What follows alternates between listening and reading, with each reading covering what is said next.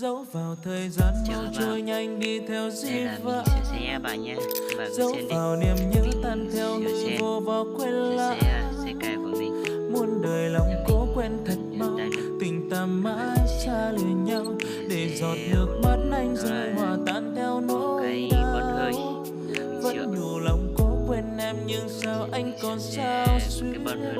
Biết giờ này em đang vui hay em đang buồn ai khác, hơi ấm bên anh vẫn nồng nàn, hòa cùng nỗi nhớ em muôn vàn. Liệu em có biết anh vẫn còn yêu em? Em có biết chăng giờ này anh đang suy nghĩ? Em có biết chăng do thói quen anh khóc một mình? Dù ta xa cách hai phương trời, đừng tình sẽ chia hai người. Liệu em có biết anh vẫn còn yêu em?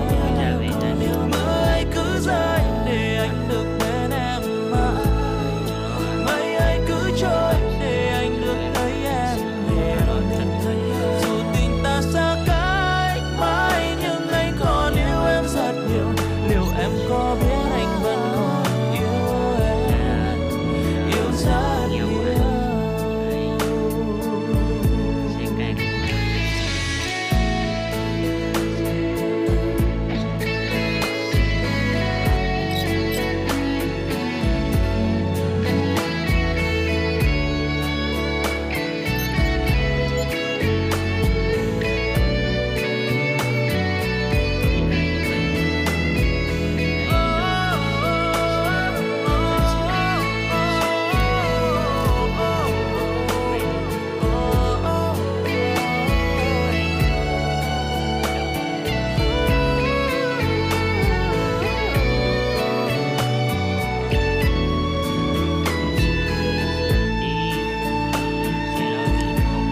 Dẫu vào thời gian mau trôi nhanh đi theo di vãng, dẫu vào niềm nhớ tan theo hư vô vào quên lãng.